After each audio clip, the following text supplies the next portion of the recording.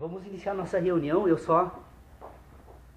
gostaria hoje de pedir para o Dr. Pedro Osório, realmente 20 minutos, eu vou tentar resumir uma ideia que eu organizei durante essa semana.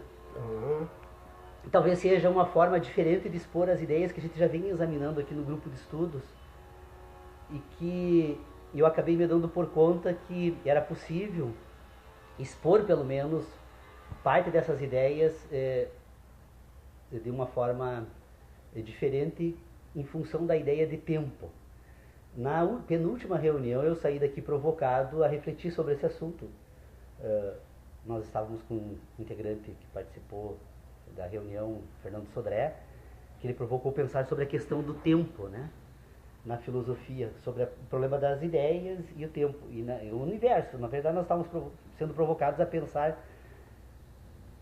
sobre algumas questões. E eu me dei por conta, agora no decorrer dos últimos 15 dias, que nós precisamos fazer uma distinção entre ideia e conhecimento. Só que nós temos uma dificuldade muito grande de examinar essa distinção entre ideia e conhecimento, porque, na verdade, quando nós examinamos esses temas, eles se apresentam como uma unidade. Ora, como seria possível separar ideia e conhecimento? Ou seja, se eu tenho um sistema de ideia que, na verdade, eu tenho como meu sistema de conhecimentos, as coisas parecem que são semelhantes, mas elas até têm uma certa singularidade, mas semelhantes têm distinções muito importantes. Como é que nós pensamos, como é que nós organizamos aquilo que nós chamamos de conhecimento? Nós já concordamos aqui entre nós, pelo menos, que nós temos um sistema de inteligência que funciona ordenando sensações. Quando Platão dividiu o mundo da natureza no mundo das ideias, ele não se deu por conta, ou pelo menos na época, o objetivo da investigação que a filosofia buscava atingir não era esse, portanto, então ele não se preocupou com esse assunto, mas ele tratou da maneira, fez uma divisão que não é a mais adequada, porque o que nós temos? Na verdade, nós não temos o mundo da natureza e o mundo das ideias. Nós temos o mundo das sensações e o mundo das ideias. O mundo da natureza é aquele que, fazendo uso das sensações, constrói o mundo das ideias. Então, quando eu falo em mundo das ideias e mundo da natureza, eu separo em ambientes distintos algo que precisa ser compreendido como ele se apresenta para a inteligência humana. Ora, o mundo da natureza se apresenta porque produz sensações. Se o mundo da natureza produz sensações, esse mundo das sensações é que constrói um sistema de ideias. Só um pouquinho. Será que o mundo produz? Produz. Ou não é o sujeito cognitivo? Não, ele é afetado. Na verdade, olha aquela divisão. Fenômeno, impressão. Oh, bom dia. Bom dia. Seja bem-vindo. Olha aí. Sem problema. Estávamos referindo ao amigo aqui as provocações que fez na última reunião. Bom dia, Gustavo. Bom dia. Olá, bom dia. Tudo bem? Tudo tranquilo? Tudo bem? Deixa eu puxar. E põe provocação em cima disso. Então o objetivo está cumprido, né? Não, mas retira isso aí. Tá, nós estávamos colocando a seguinte questão. Na verdade, provocada pelas nossas discussões da última reunião, eu comecei a tentar estabelecer distinções entre ideia e conhecimento. Porque, na verdade, o problema é que esse assunto se apresenta para todos nós como se fosse algo, que ideia e conhecimento fossem os mesmos temas, que estivéssemos tratando os mesmos assuntos. E eu, provocado então a pensar sobre isso, eu venho no curso desses últimos dias, então, tentando estabelecer a distinção. E aí me dei por conta, lembrando de várias evocações que foram feitas também aqui no curso dessa nossa existência, né, do grupo, uma famosa divisão feita por Platão entre mundo da natureza e mundo das ideias, né? E o que eu estava tentando agora examinar era exatamente isso, fazendo a seguinte pergunta: não estaria Platão buscando respostas para questões diferentes das nossas? Ou seja, se as questões que nós temos hoje não são diferentes da de Platão, pela seguinte questão. Primeiro, né, quando nós trabalhamos com essa divisão, mundo da natureza, mundo das ideias, nós deixamos de considerar talvez o fator mais importante neste meio. É que o mundo das ideias não é, como nós imaginamos, uma reprodução, uma tentativa de imitação do mundo da natureza. O mundo das ideias é o mundo das ideias, e ele é construído porque ele tem um sistema que produz esse mundo das ideias, que é um sistema de sentidos. O homem recebe sensações do mundo da natureza e essas sensações produzem o mundo das ideias, produzem o mundo das ideias. Então, na verdade, o primeiro exame que tem que ser feito é entre o mundo das ideias e o mundo das sensações, porque um é resultado do outro. O problema é que o mundo das sensações, quando eu trato das sensações, agora sim tem um outro momento que é o mundo, o universo, a natureza, que produz sensações no homem. Então, na verdade, nós temos, entre o mundo das ideias e o mundo da natureza, nós temos um homem que sente. Bom, o problema desse sistema é que agora eu preciso examinar uma outra questão aqui. O que o homem toma por mundo da natureza, então? O homem toma por mundo da natureza um conjunto de acontecimentos onde ele identifica nesse conjunto todo, num processo, nós poderíamos chamar de universo todo, ele percebe nesse universo uma sucessividade de acontecimentos. Dessa sucessividade de acontecimentos, ele percebe que alguns desses acontecimentos tendem a repetir-se. E desta repetição ele usa então agora como modelo para tentar verificar o que nesse mundo da natureza então ele se apresenta como repetição. E ele passa a tomar algumas realidades então como repetições do mundo da natureza. Nós poderíamos citar a primeira delas, o dia e a noite. O dia e a noite é algo que se repete durante toda a nossa existência, se repetiu na existência dos nossos pais, dos nossos antepassados, e nós tomamos então como uma referência agora para organizar parte do nosso conhecimento. Dentro desse sistema de dia e noite, então, nós começamos a perceber que determinados fenômenos podem ser utilizados como modelo para organizar um sistema de inteligência, para organizar depois uma outra questão que nem pode ser colocada em pauta aqui, porque ela atrapalharia o exame que precisa ser feito, que é o homem que age. Então, nós percebemos o universo como uma totalidade sucessiva que na nossa inteligência parece repetir-se em algumas partes desse sistema. Só que o problema é que esse é o nosso primeiro grande erro, porque se nós tomarmos o universo como totalidade, nós vamos perceber que é uma totalidade sucessiva, que se desenvolve no espaço. Quando nós observamos uma pessoa caminhando, nós imaginamos que o caminhar é uma repetição de passos, uma repetição de atos, quando na verdade a caminhada é uma sucessividade. Eu identifico um objeto que se move de um ponto ao outro através de uma cadeia de acontecimentos sucessivos que leva então à construção da ideia de caminhada. Quando eu examino o universo, há uma cadeia de acontecimentos que se sucedem, no entanto, eu tomo para mim como repetição de acontecimentos. Então eu construo um sistema que serve de referência para quê? Para buscar, então, representar no mundo das ideias aqueles acontecimentos que se dão no plano da realidade. Eu tenho a ideia de repetição, e como eu acredito, então, na repetição dos acontecimentos, e eu espero esses acontecimentos, eles se apresentam como tais, eu construo um sistema de inteligência que me permite, então, agora entender o mundo da natureza. Então, eu tenho, os meus conhecimentos não são nada mais, nada menos do que a ordenação que eu faço desses acontecimentos no espaço, que se sucedem, mas que eu utilizo, enquanto categoria de inteligência, a ideia de repetição. Então, vocês vejam que o conhecimento, ele tem um percurso que nós encontraríamos, então, o fenômeno natural, o universo, essa totalidade sucessiva, né, poderíamos chamar o universo disso, totalidade sucessiva. Nessa totalidade sucessiva... Fenômenos. Sucede. São tão complexos e nós temos um problema maior para examinar essa totalidade sucessiva. Nós somos parte dela. E qual a autoridade que teria a parte de examinar o todo, né? Ela só pode examinar a si mesma, né? E a si mesma de forma completamente limitada. Mas eu tenho então uma totalidade sucessiva. Essa totalidade sucessiva é ordenada agora pelas sensações da parte dessa totalidade. Por quê? Porque se o homem é parte da totalidade e se relaciona com parte também dela, as partes que se relacionam, elas são ordenadas, e desse sistema de ordenamento eu produzo o quê? Um sistema de ideias. O conhecimento seria o quê, então? A ordenação de sensações no espaço. Conhecer é ordenar sensações no espaço. Sensações do quê? De fenômenos. Como se dão? Olha, são tantos, qual deles vamos examinar? E quando nós falamos dessa totalidade sucessiva, que nós poderíamos denominar de universo, nós vamos relacionar essa totalidade entre seus componentes.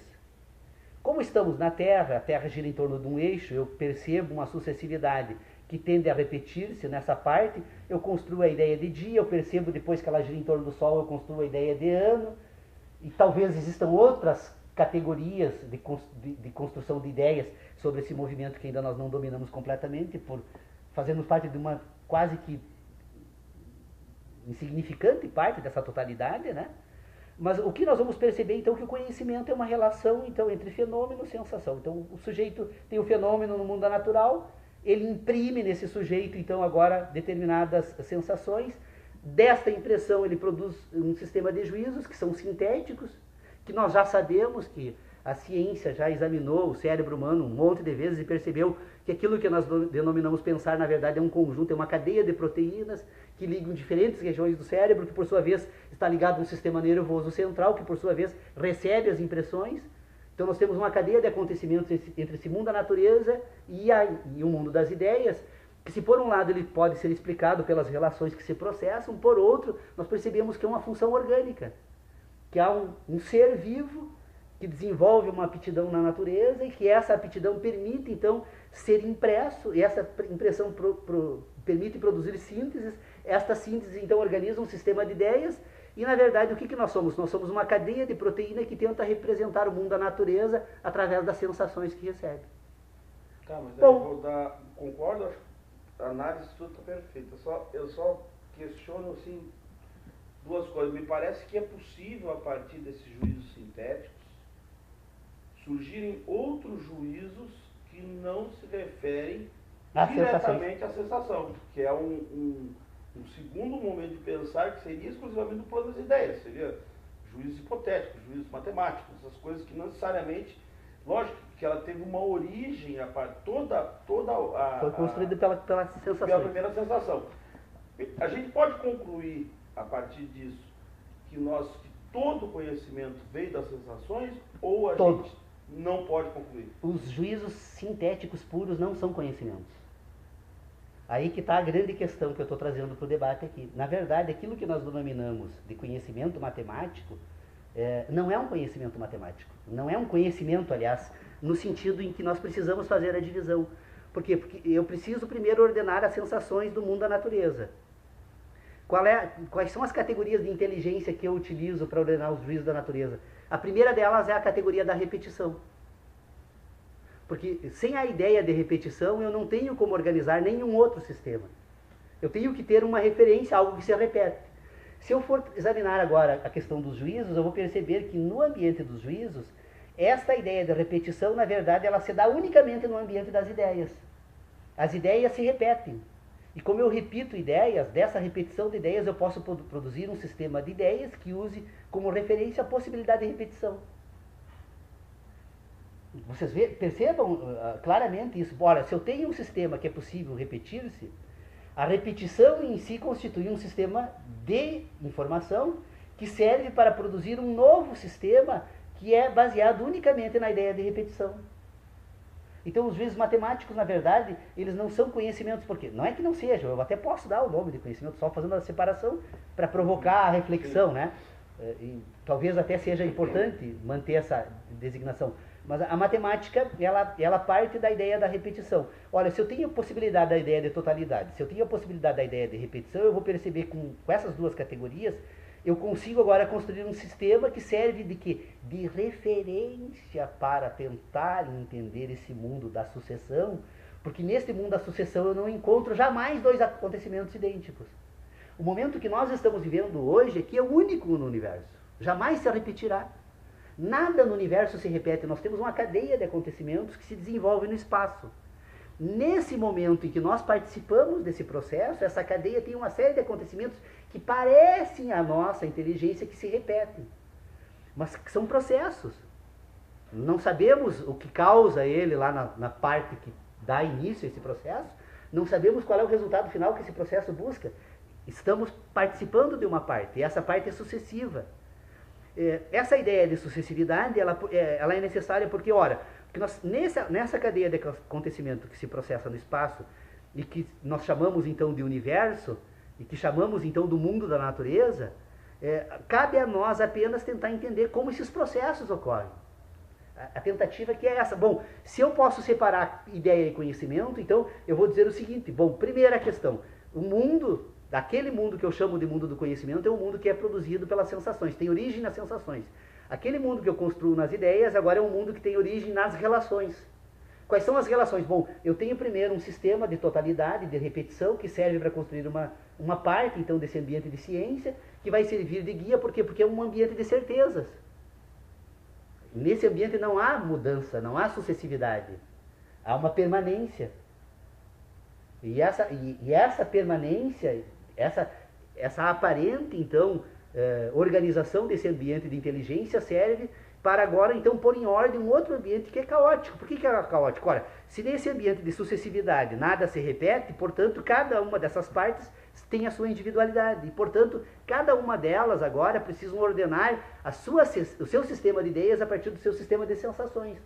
Nós vamos construir um ambiente comum de inteligência aqui. É o que nós chamamos de ciências da natureza. Esse ambiente comum de inteligência é daquela ideia de repetição e daquela ideia de sucessividade. Então agora nós vamos ordenar alguns acontecimentos e desta ordenação nós construímos então uma estrutura formal, que é o quê? A relação daqueles acontecimentos com todo esse universo. E quando nós colocamos todo esse universo em ordem, numa parte dele, nós desenvolvemos a ciência dele. Por quê? Porque nós temos agora um modelo na natureza que pode ser representado por um modelo naquilo que nós chamamos de mundo das ideias. Então eu tenho um sistema de ideias agora que representa o mundo da natureza, mas que tem sempre a sensação como intermediária. Por isso que quando eu falo da estrutura formal da ciência, que eu digo que ela é um sistema de relacionamentos entre todos os fenômenos, é necessário dizer que a estrutura formal da ciência tem também uma estrutura material. O que é essa estrutura material? Agora não é a relação de todos os fenômenos da natureza, é a relação do fenômeno com a sensação do homem. Quando eu trato da sensação do homem e o fenômeno, eu trato da matéria do fenômeno. Porque a matéria é sempre sensação. A matéria da ciência é sensação. A ciência como uma ciência do conhecimento, não da inteligência. Porque daí quando eu vou para a ciência da inteligência, aí eu tenho que separar o conhecimento, porque daí ele trata de uma outra matéria. Doutor Paulo, está diferente, pelo menos a ordem. O seu discurso é muito bem posto e é inovador. Temos que partir de não estar sujeito. Não? Sim, a crítica é o que eu mais quero. A própria revisão. Claro. A todo momento está fazendo, chamando Sim. pontos de apoio para poder prosseguir na discussão. E tem algumas coisas que ficou assim, um tanto, eu não diria pejorativo, mas um pouco valoroso dizer-se, falar-se sobre a história da filosofia. Uma narrativa pura, simples, superficial, num voazor de Deus, num voo de pássaro. Realmente, né, serve, é um modo de falar sobre a nossa convivência, o ambiente que nos serve. No entanto, essa história da filosofia pode, no meu entender, deve necessariamente ser uma reflexão, uma viagem, Sim. justamente sobre o intelecto humano e as suas relações com o mundo e que ele mesmo cria e depois atribui ao mundo, Sim. que se reflete nele ou na geração seguinte.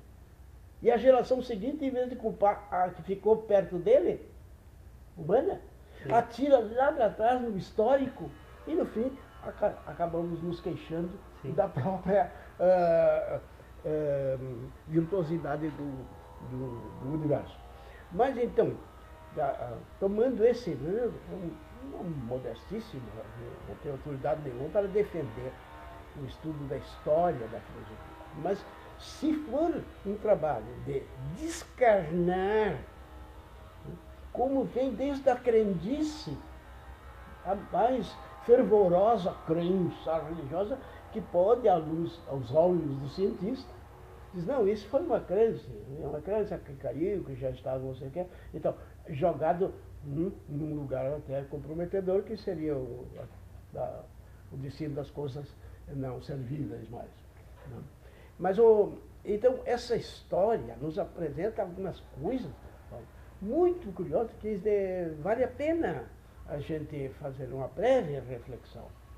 E eu já não estou fazendo breve, estou enrolando aqui, porque o assunto é realmente difícil.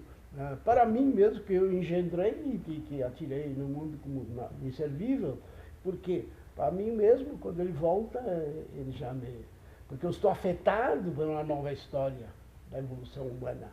E eu já não sou mais o amanhã que fui ontem. Por isso a ação e o do hoje aqui tem que estamos fora, nos modificando, é uma coisa horrível nisso. Perturba, né? Um processo que nos retira muitos dos nossos apoios. Então, lá atrás da história da filosofia, isso é pré-socrático, e também da época do grande debate, a respeito da cosmologia em geral e da vida e do homem. Então, estes apareceram distanciados, mas dois pensadores com o mesmo nome, de Zenão. É fácil de gravar porque é um aumentativo, né? Então, Zenão de Sítio, que em alguns livros aparece Sítio com S, em outros com C. Eu não vou me perder na filologia novamente, porque eu não dou conta ainda desse meu pensamento. Mas o Zenão de Sítio chegou e disse o seguinte: olha, para hoje nos nossos colégios, dos educadores de hoje, e ele diz assim, as proposições, sujeito, predicado, complemento, palavras. As proposições, disse ele, palavras, né? As proposições a respeito do mundo e o nosso respeito, ou das sensações, mas todas aquelas que se iniciam precedidas da partícula SE, como se, o if dos ingleses. Sim. Então ele diz, então, se a proposição aparece com esse, cuide deste assunto, diz ele, porque ela está atuando como uma prótese que condiciona a existência de uma apódose. Daí que vem a apodia. O Popeye está enrolando num discurso apodítico. Quer dizer, coisa que está apodita, e ele mesmo disse, e ele fica rodeando como substituindo o termo. Não, apódose, daí que vem a apodia, né? E aquilo que está na prótese, que já está contido. Se chove, o ambiente em que a precipitação pluviométrica incide resulta umedecido, molhado segundo a quantidade de precipitação. E até esse é um exemplo que lá atrás foi dado. Ora, isso aqui tem muito a ver com David Hume, muito depois, só não disse quem era o autor disso. Sim, sim. E eu aqui estou defendendo a memória do Zenão, né?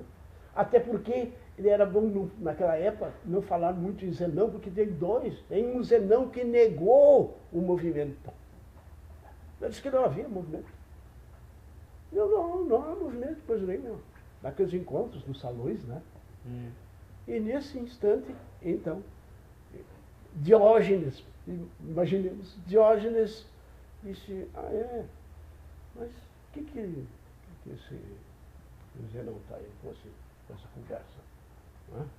Porque eu sei, por isso, porque aquilo.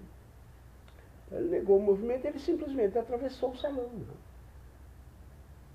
Não disse nada. O crítico, né?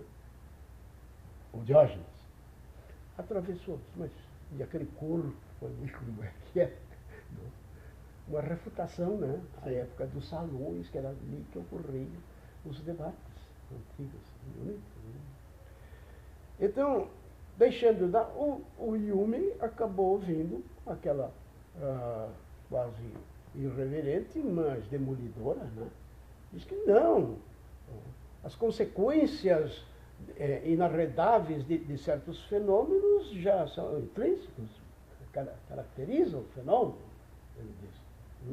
Então, essas consequências já estão embutidas na principal. Mas a objeção de Hume também, doutor Pedro Osório, era dirigida à questão da metafísica, né? Ele dizia o seguinte, de onde busca a razão a autoridade para afirmar que, uma vez posto algo, necessariamente isso. Outro também deva ser posto, né? Outro algo. Né? Que ele também não recomendava que se acolhesse. Essa era a objeção, que a metafísica da ciência da natureza jamais conseguiu responder isso, né? Exatamente porque a metafísica da ciência da natureza se baseia na ideia de repetição, que ela encontra no mundo das ideias, mas não vai encontrar no mundo da natureza. Mas o problema aí quando nós... O doutor dizendo é o seguinte, lógico que tudo esse negócio do fenômeno da repetição, isso é realmente, o que a gente organiza no mundo é a partir disso. A questão é como é que o sistema do observador, do sujeito cognitivo, que é aquele que conhece ou recebe as sensações, vamos usar o termo que for, como é que ele processa isto a partir de um ambiente onde ele gera certezas ou não certezas. Porque certezas e verdades, não tem outro critério. Como, por exemplo, sua maneira de pensar, ela é muito singular e, como o doutor Pedro disse, o termo que você usou antes, inovadora, de certa forma. Por quê? Porque tem horas que eu estava observando o discurso assim, da transcorrer das ideias, ele se aproxima do ponto de vista da certeza, do ponto de vista da verdade, horas de um ceticismo filosófico, que é aquela coisa que não há certeza, porque na verdade o mundo é uma sucessão de fenômenos, e esses fenômenos eles só expressam uma ideia, segundo você, que é a repetição, mas não tem nenhuma certeza disso, e ao mesmo tempo ele fundamenta na certeza da repetição para poder gerar a interpretação dos fenômenos das sensações. É a ciência. Sem isso não tem ciência. Não tem ciência, lógico. Então, ele é interessante porque ele me parece que tem hora que busca um sentido lá que vem daquela ideia do ceticismo filosófico, onde você não tem verdades colocadas, porque as verdades que são ditas como verdades, na verdade, entre aspas, não são verdades, não tem aquilo como o Hume dizia, não tem como ter certeza de que um fenômeno posto imediatamente virá outro fenômeno. Isso aí é uma percepção que a gente tem, né? Não é uma verdade inconteste. A gente não pode afirmar nunca que a partir de um fenômeno, isso que o Hume mais ou menos dizia isso, que a partir de posto um fenômeno que necessariamente vire outro fenômeno, tanto que tem gente que diz que Hume era cético por causa disso, em matéria em relação ao conceito das certezas. E ao mesmo tempo que você se apropria de certa forma, não desse estudo de Hume, mas dessa ideia geral assim, tu também se apropria de uma outra ideia de que há uma necessidade de certas certezas para poder caminhar, em nível de ciência e em nível de conhecimento. Acho que a grande discussão está centrada onde? E aí eu já vou deixar o doutor Pedro Osório terminar, mas eu tinha que fazer esse gancho e a coisa já estava perdendo aqui. O grande conflito está onde realmente o conflito está estabelecido na história da filosofia, que é a crise da metafísica. A questão é o seguinte, a metafísica, que é essa questão desse conhecimento que não está centrado a partir das sensações, né? Ou que é uma interpretação desse conhecimento vindo das percepções, das sensações. Ele é conhecimento? Já disse que não. Pelo seu pensamento, me parece que não. Não é, que na verdade, é necessário fazer uma divisão como método. É um problema de método aqui que está se discutindo, porque o problema todo é que o homem pensa separar agora dentro desse sistema o que eu poderia classificar como conhecimento, para tentar identificar de que forma eu organizo esse conhecimento. Então ele precisa metodologicamente fazer um corte para dizer o seguinte: olha, eu vou dizer, para o sistema que nós vamos utilizar aqui, conhecimento é aquele que tem origem nas sensações. Então é essa a questão. Eu tenho um sistema orientado pelas sensações, e esse sistema então é o que eu vou chamar de sistema de conhecimentos, porque é ele o produtor da minha inteligência. Mas tanto que eu aprendo com a experiência. Isso aqui transita, só um pouquinho, diz, mas me diz isso, diz aquilo, vamos ver. o fenômeno que lemos nas obras famosas, e atualmente, a todo momento estamos falando. O fenômeno foi o grego que trouxe esse nome nos ofertou esse nome, e usou e passou. E não quer dizer aquilo que é concretamente, que eu posso bater, cheirar, gostar. Fenômeno em grego quer dizer mera aparência, parece-me que. Suspeito com muita... Sinto que... com muita ênfase, né, que seja isto. Então, o coitado do Platão foi tido como alguém que disse que existe um cavalo, e um cavalo ideal, no idealismo. Sim. Na verdade, no mundo das ideias é possível. Né? Quando fala um cavalo, ninguém vai perguntar ao gaúcho se é um tupiano, se é um alazão, se é não sei o quê, um cavalo. Sim. É verdade que se você aperta um pouco o nosso gaúcho, ele vai se complicar. Né? Ele vai se complicar nesse cavalo. Eu vou perguntar qual é a diferença, então, entre o cavalo e o boi. Eu disse, mas o que é isso? O senhor não tem dúvida? Eu não. Porque a dúvida é o produto de uma especulação. E cavalo, e boi, o bovino e o equino, isso é uma mera classificação que nós nos servimos para estudar as peculiaridades do conceito de cada um desses quadrúpedes. Já então o uso quadrúpede melhorou um bocado. Vamos para um gênero. Mas qual é a diferença entre um e outro desses quadrúpedes? Deixa, não só porque... Diz, não, eles são diferentes. Explique. Eles são diferentes porque o cavalo relincha e o boi muge. Mas o vovô que é surdo, para ele vai montar num boi pensando que é um cavalo, se ele se orienta, inclusive, exclusivamente em função desse ruído, que evidentemente um e o outro faz. Acontece que um açougueiro pode levantar no gancho lá, um belo churrasco, e os gaúchos vão fazer uma baita festa, pensando que estão churrasqueando, e estão comendo a carne do cavalo, que é um grande amigo e servidor do homem gaúcho. O cavalo relincha, o boi muge. Mas, doutor Pedro Osório, mas aí nós estamos comendo palavras. O problema é que eu tenho que levar em consideração que, na verdade, a palavra cavalo e o cavalo da natureza, ele só... Se eu criasse um indivíduo dentro de um cubo branco, em que ele não recebesse nenhuma outra coisa sem alimento, e desenvolvesse um sistema de inteligência que permitisse comunicar com ele, se eu fosse falar do cavalo, por mais que eu usasse de todos os recursos de linguagem, ele jamais teria a menor ideia do que é um cavalo. Porque o cavalo não está na palavra. O cavalo está no mundo da natureza, está no sentido dos indivíduos. E essa diversidade de cavalos, mesmo assim, não me permite traduzir um cavalo universal por uma palavra. Então esse arquétipo de Platão, que se fala que ele poderia ter proposto isso, eu nunca estudei Platão, então não posso dizer, mas eu imagino que pelo trabalho maravilhoso, o legado maravilhoso que ele deixou, não poderia ter proposto uma coisa dessa. Porque na verdade não existe um cavalo universal, não existe um homem universal, não existe um mundo das ideias.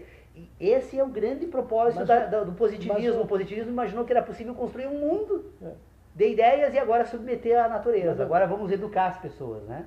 É impossível. Fizemos uma passagem, porque palavra é palavra, cavalo é cavalo. Sentido é sentido, mas ideia é ideia. Esse aspecto aí, totalmente diferente. Um tanto grosseiro, isso contamina a visão platônica, o platonismo. Platão não disse que lá no céu, não sei aonde, existem o mundo das ideias, a divisão entre o mundo das ideias e a natureza. Não, o que ele disse é que nós, olhando ao fundo da caverna, imaginávamos que aquela sombra que ia passando lá, na rua, que aquilo era o cavalo. Essa então, é uma outra questão. Vamos agora poder falar sobre qualquer cavalo que passar lá, através de uma linguagem. Aí a linguística aproveitou muito. Mas o discurso que nós construímos, muitas vezes, adequados para momentos, para sustentação de teses, no discurso livre, apoiando a argumentação que nós usamos, nos servimos de linguagem. Ora, então, as visões platônicas tiveram uma grande utilidade. Tanto é que o idealismo, uma corrente poderosa, e até hoje ninguém deixa de zombar de alguém, dizer o fulano é um idealista. Isso eu ia falar. Não é? A questão do idealismo. Nesse sentido, também, dele que não exista. E eu queria fazer uma outra provocação aqui interessante, que me surgiu agora também. A ideia é só cutucar, né? Deixa eu... Vou pegar um exemplo de Einstein, por exemplo.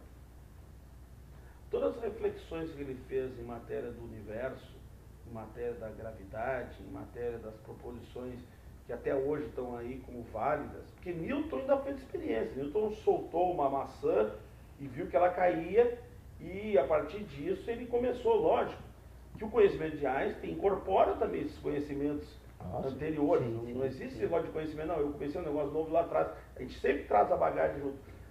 Como é que a gente pode explicar aquele sistema de pensamento de inteligência, por exemplo, em cima do universo, da viagem a partir da velocidade da luz, etc., que é baseado eminentemente em cálculos absolutamente matemáticos e que não tem nenhuma referência direta na experiência, no sentido de você conseguir confirmar, ou no sentido de você conseguir auferir se é ou não aquele processo de comparação mínimo que poderia existir. Como é que a gente define esse tipo de conhecimento? É que, na verdade, a questão de Einstein é uma questão interessante que talvez a gente não tenha dimensionado corretamente. O que Einstein faz com a física? O tempo, que era uma categoria absoluta da filosofia, a filosofia sempre trabalhou quais são as condições de possibilidade de qualquer conhecimento. É condição de possibilidade conseguir enquadrar esse conhecimento no tempo e no espaço, conhecimento da natureza, né? E a filosofia sempre trabalhou o tempo como algo absoluto, a ideia de repetição. O que Einstein vai afirmar? Não, que nós precisamos levar em consideração a velocidade da luz. Ora, e estão certos os cálculos de Einstein, porque se tudo aquilo que eu recebo do universo, que são captados por instrumentos que levam como referência a minha retina, ou equipamentos que se propagam no espaço na velocidade da luz, eu preciso levar em consideração o tempo em que esse fenômeno foi produzido e aonde ele produz sensações, que é o homem. Então Einstein coloca o critério do tempo na filosofia. Isso faz uma revolução extraordinária. Ele foi genial por isso, né? O problema todo é que ainda assim eu acho que as questões não estão ainda totalmente colocadas de forma que precisam ser colocadas. Para tentar compreender, porque na verdade todos nós concordamos aqui. O que o Dr. Pedro Osório fala, eu tenho a mais absoluta convicção da correção dentro dos... Porque quando nós pensamos, nós relacionamos. Pensar é relacionar. Nós não temos outra forma de pensar a não ser relacionar. Por isso que eu insisto bastante com essa ideia. Pensar é relacionar. O problema é responder a seguinte questão. O que relacionamos? Quando nós tratamos da natureza, nós estamos relacionando sensações. É isso. A palavra é sensação. E nem as sensações. O significado das sensações. Não, a impressão. Que ela nos causa. A impressão. Por isso é que é o fenômeno. Por isso que a única coisa que nós temos aqui, de absolutamente fora de controle no ser humano, a nossa inteligência tem que se voltar como espectadora, é que tem algo que é absoluto, é a impressão. E estas relações que ocorrem entre fenômenos da natureza, que tem o homem como fenômeno, e tem os fenômenos que fazem parte desse mundo que o homem participa, desta relação tem uma impressão. Que é individual. É absoluta. É individual. Individual. Absoluta. Nós somos escravos das nossas impressões. Estas impressões agora, aí sim... Algumas são paradigmáticas. Estas impressões agora, elas produzem agora... Porque o que é a impressão? É um impulso elétrico. Vamos fazer como eu criei a figura da caminhada para explicar a ideia de sucessividade e de repetição. Vamos imaginar o seguinte, eu toco o pé no chão. Ao tocar o pé no chão, esta relação da minha sola do meu pé com o chão, ela recebe uma impressão fenomênica, que é a sensação do chão. Esta sensação se transforma em impulsos elétricos que percorrem agora todo o meu sistema nervoso. E essa impressão agora, ela vai produzir no meu cérebro uma síntese esta síntese, que é orgânica também, é uma cadeia de proteínas que vai se estabelecer agora em diferentes regiões do cérebro. Quer dizer, o meu corpo está programado. Quem programou, quem foi o autor de todo esse processo, que me faz ser o que sou, e que faz todos ser o que somos, esse meu cérebro está programado agora para, ao receber esta impressão desta região do corpo, ele vai produzir uma cadeia de proteínas entre diferentes regiões do meu cérebro, que são as sinapses. Especializações diárias. Então, na medida em que essas regiões passam a se associar no cérebro, a associação essa feita no cérebro é que constitui aquilo que nós chamamos de ideia do mundo da natureza, que é uma cadeia de acontecimentos. Que a memória não é algo metafísico. Ela se apresenta para o sistema como algo metafísico. Nós temos um sistema de inteligência que funciona assim. Então, por que eu acho que nós não podemos trazer a discussão da linguagem para essa discussão que estamos fazendo aqui? Porque quando trazemos a discussão da linguagem, nós temos um outro problema bem mais complexo ainda para ser relacionado aqui. Pensar em relacionar como funciona a linguagem. Então, a linguagem em primeiro lugar, ela é uma manifestação fenomênica.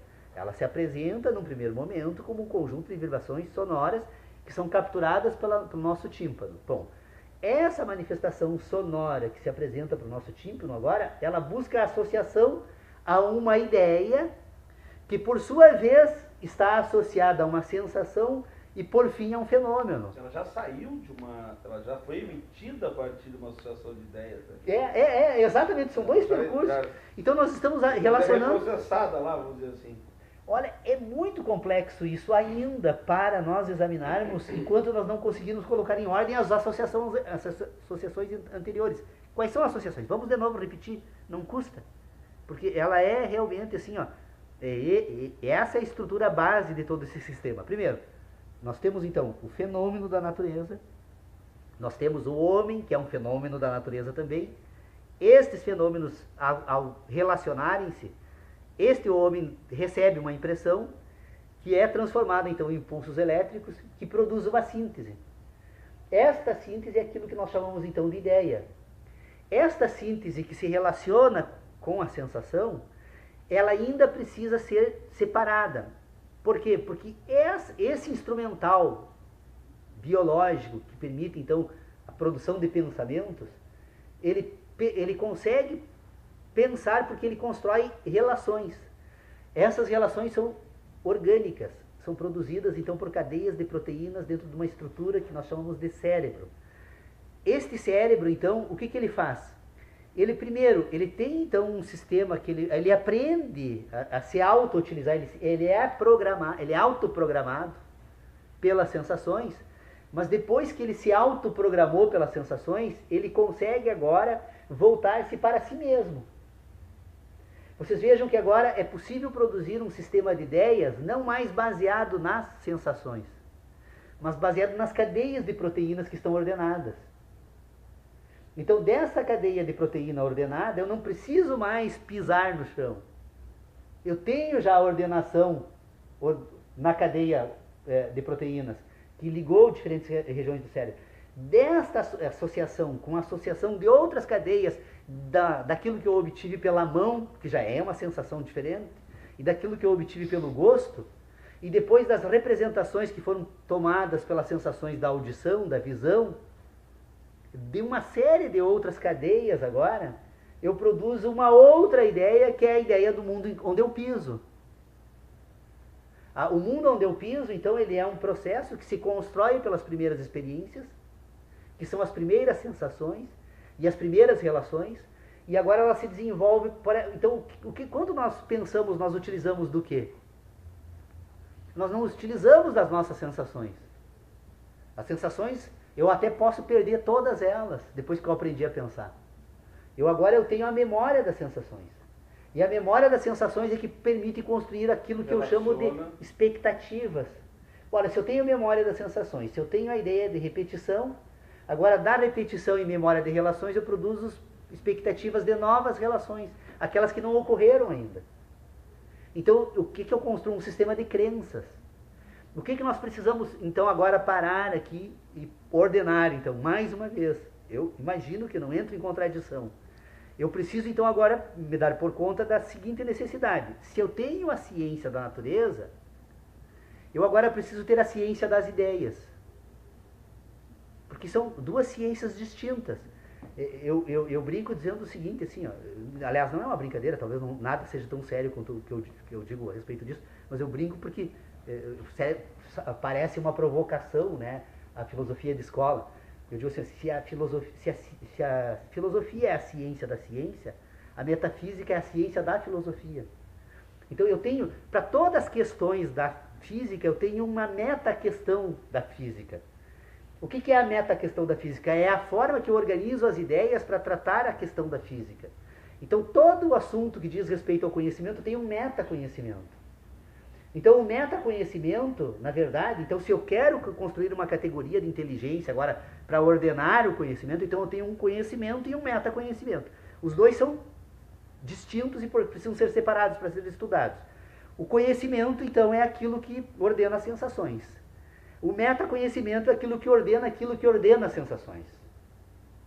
O que ordena aquilo que ordena as sensações? É a capacidade de pensar. Como essa capacidade de pensar se dá pela ideia de totalidade e de repetição.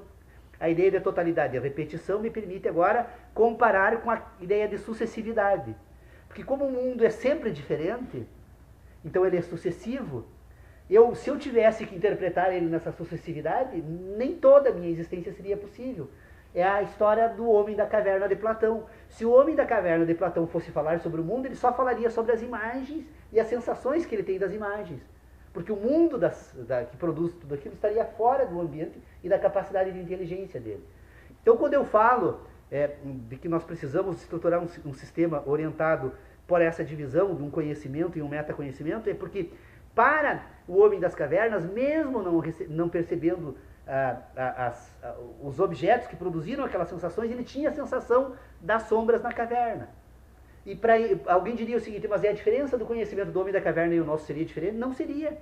É baseada no mesmo sistema, no mesmo modelo de inteligência. O que muda entre um e o outro são as sensações. O que busca o cientista quando manda naves espaciais para Marte? Busca obter novas sensações do mundo da natureza. Se não fosse por isso, então nós somos a parte, né? E essa parte então precisa ordenar aquilo que é possível.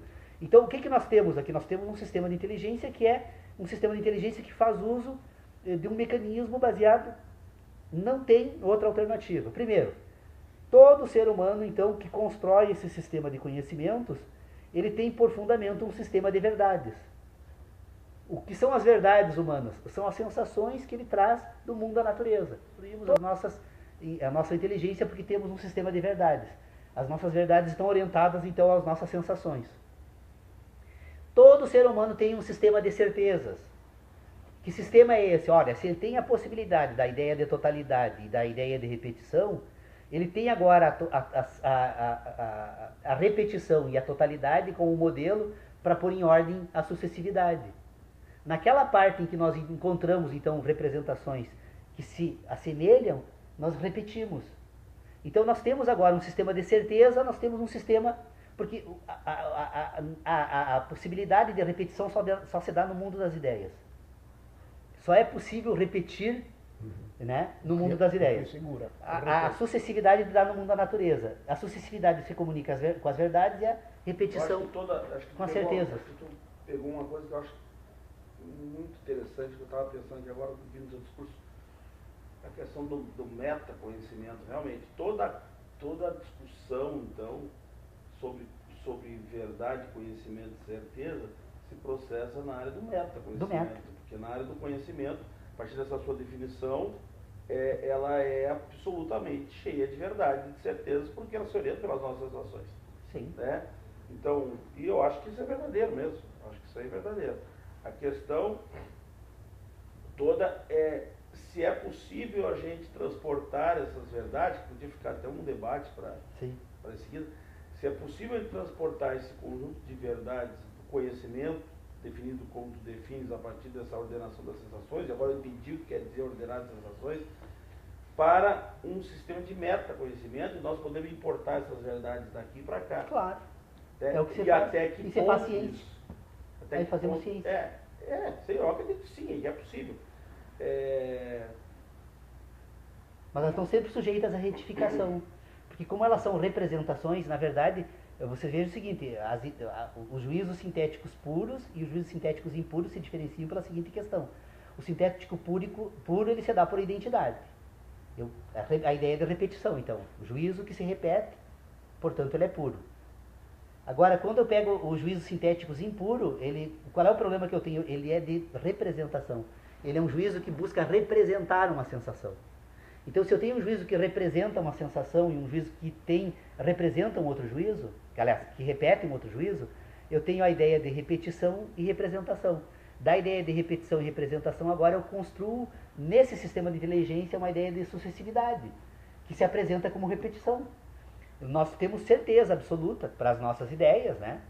Olha a ideia de que o dia se repete. Olha, amanhã nós teremos um novo dia, uma nova noite, um novo dia, uma nova noite, quando na verdade não é uma repetição do dia e da noite, é um novo dia, uma nova noite, porque tem uma cadeia de acontecimentos que se dá de forma sucessiva no universo, e que se nós formos observar inclusive a posição dos astros, vamos perceber que ela nunca é a mesma.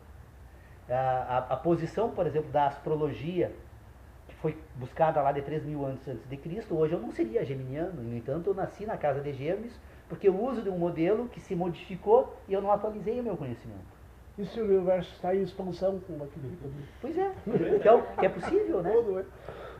Então o problema todo é assim, ó, então o problema todo está na seguinte questão: eu preciso ordenar, tá, o meu sistema de juízos, porque se eu tenho um sistema de juízos, então vejam lá, eu tenho os juízos de certeza, eu tenho os juízos de verdade. Os juízos de certeza são os juízos que se processam por identidade. Os juízos de verdade são os juízos que se processam por representação. Então eu tenho um juízo de representação e um juízo de repetição. Da representação e a repetição, agora, eu fazendo uso da possibilidade da repetição e buscando nas representações, então, as minhas memórias, eu posso agora construir juízos de expectativa, que não são juízos de representação e nem juízos de repetição, mas são juízos que eu espero, auxiliado pela ideia de repetição e representação. Então eu sei que amanhã, eu sei que amanhã haverá um novo dia, como diz a música, amanhã será novo dia, né? Porque eu aprendi com a ideia de repetição e com a ideia de representação que eu tenho dias anteriores. E me permite afirmar que amanhã haverá um novo dia. Que amanhã haverá um novo dia. Agora, aquilo que eu digo que amanhã haverá um novo dia é apenas uma crença que eu tenho. Metafísica, então. É um sistema de conhecimento, é uma crença. É. Então, o problema todo nosso não é... Nós não precisamos abandonar as nossas ideias. O Dr. Pedro Osório se preocupa muito, ele diz, mas se eu aceitar que eu preciso jogar todo o conhecimento fora para construir um novo, eu me jogo fora junto. Não, eu continuo sendo produto das minhas sensações. Eu só vou buscar agora uma nova forma de ordenar tudo isso. Mas tu chegasse a isso... A nossa tentativa aqui é... A essa postura criadora e inovadora e fecunda, portanto é que estamos aqui anos nessa aí, vamos continuar, bom, né? os remanescentes. No entanto, é um modo de abordagem disso que nós lutamos, não que os outros estejam fazendo a minha cabeça, não é isto. Ela mexe comigo mesmo.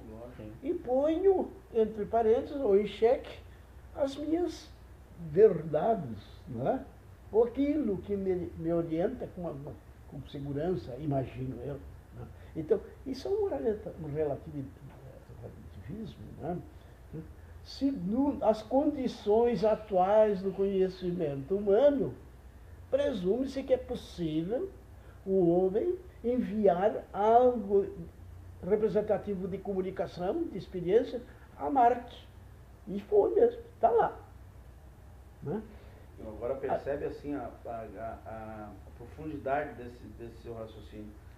Alonga esse pensamento agora para a área da ética e da política, para ver a confusão que nós vamos criar. Aí nós vamos criar necessidades de retomar questões universalizadas, mesmo que a gente não acredite nisso mais, porque você está provando de certa forma que isso é uma coisa que não existe, entre aspas, né?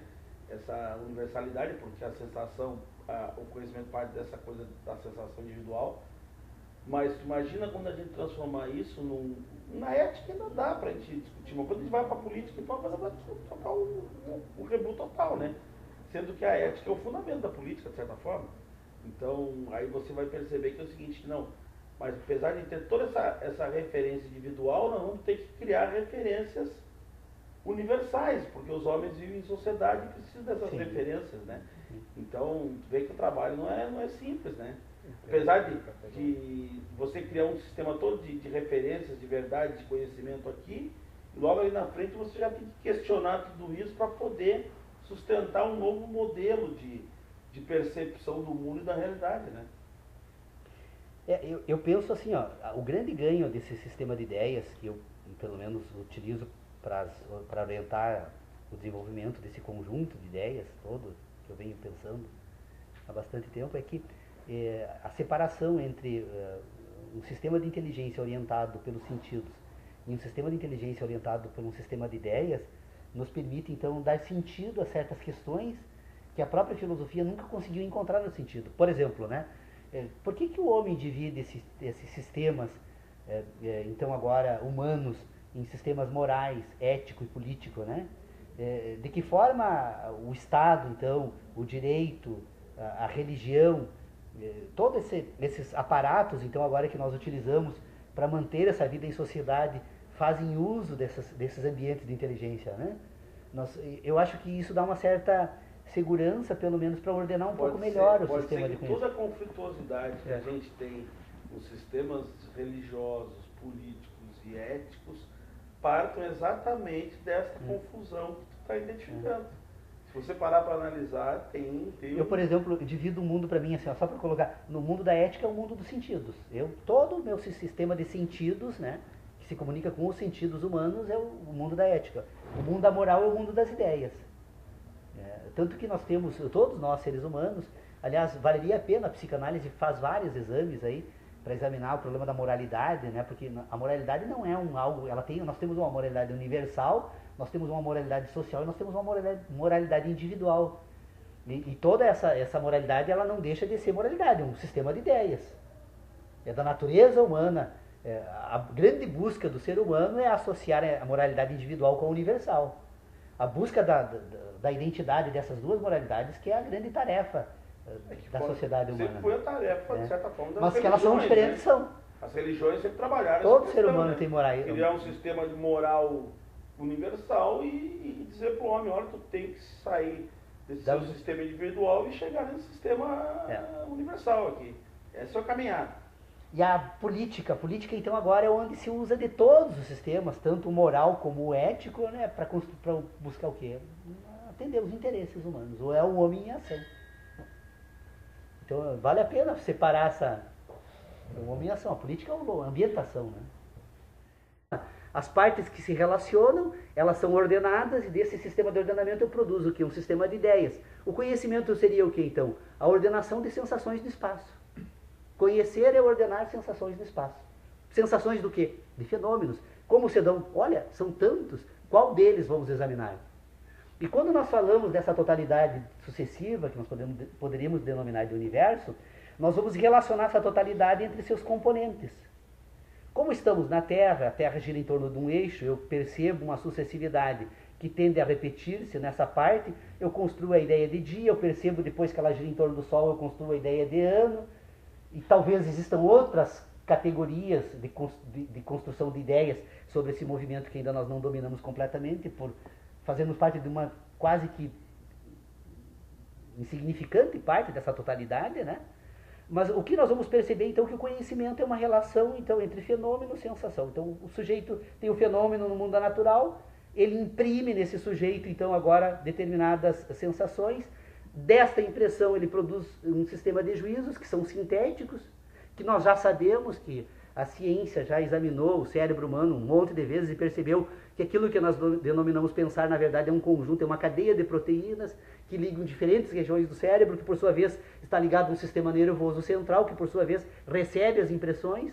Então nós temos uma cadeia de acontecimentos entre esse mundo da natureza e o mundo das ideias, que se por um lado ele pode ser explicado pelas relações que se processam, por outro, nós percebemos que é uma função orgânica, que há um ser vivo que desenvolve uma aptidão na natureza e que essa aptidão permite, então, ser impresso, e essa impressão permite produzir sínteses, esta síntese, então, organiza um sistema de ideias, e, na verdade, o que nós somos? Nós somos uma cadeia de proteína que tenta representar o mundo da natureza através das sensações que recebe. Tá, mas aí eu vou dar... Concordo, acho que a análise tudo está perfeita.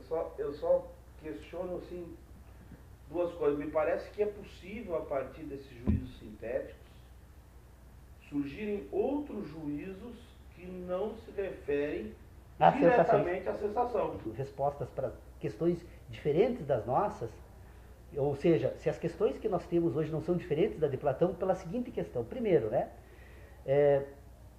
quando nós trabalhamos com essa divisão mundo da natureza, mundo das ideias, nós deixamos de considerar talvez o fator mais importante neste meio.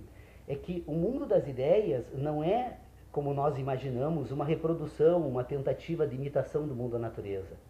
O mundo das ideias é o mundo das ideias, e ele é construído porque ele tem um sistema que produz esse mundo das ideias, que é um sistema de sentidos.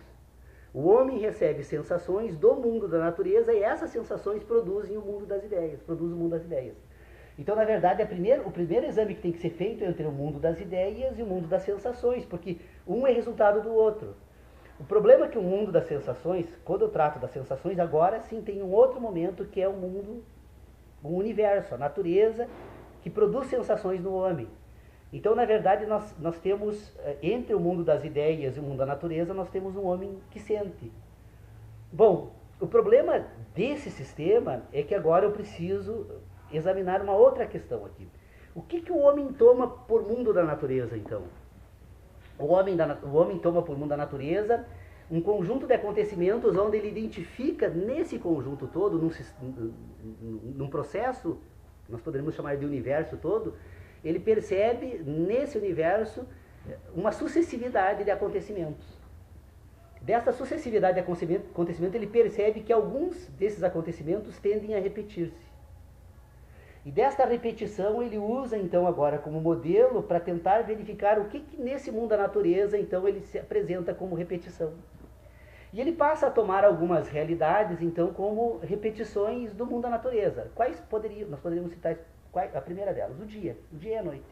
O dia e a noite é algo que se repete durante toda a nossa existência, se repetiu na existência dos nossos pais, dos nossos antepassados, e nós tomamos então como uma referência agora para organizar parte do nosso conhecimento.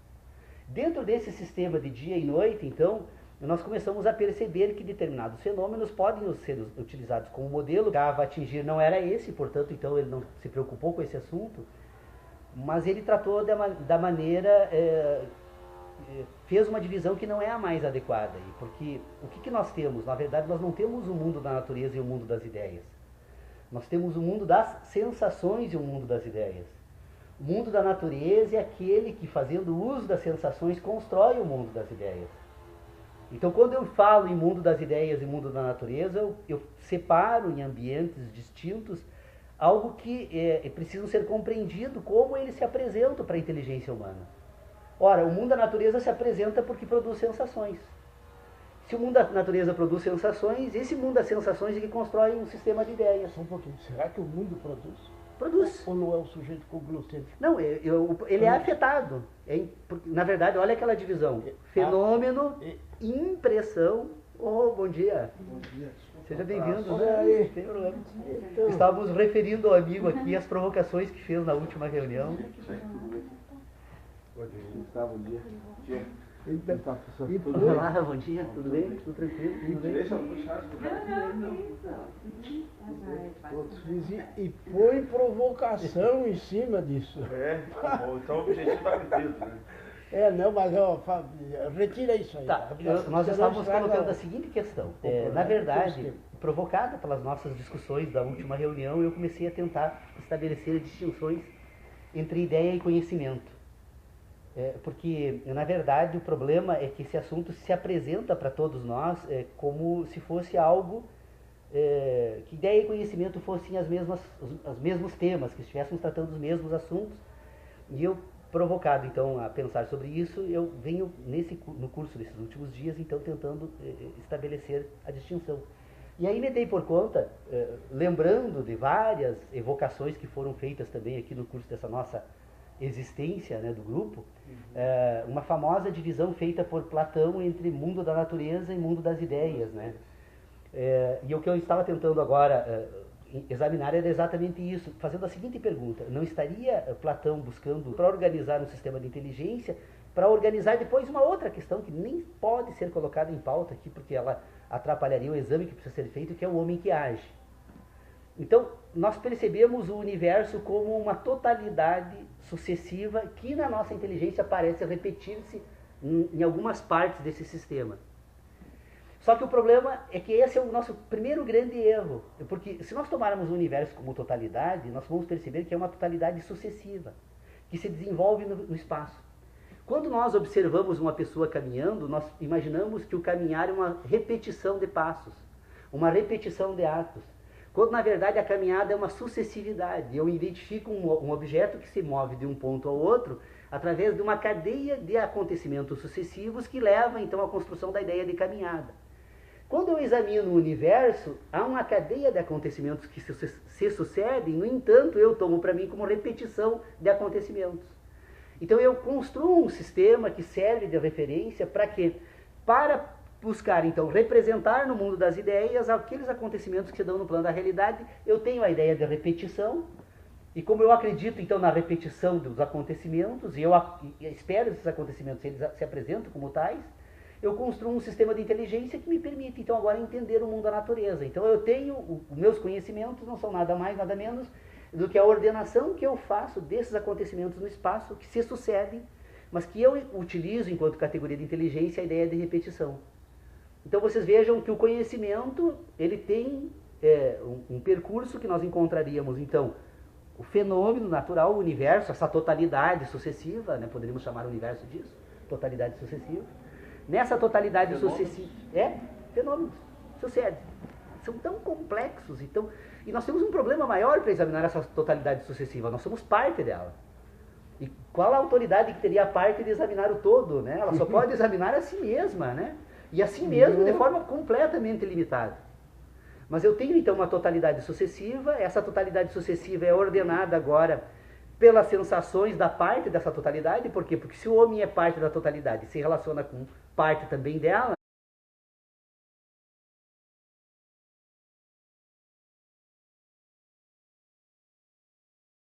vamos iniciar nossa reunião. Eu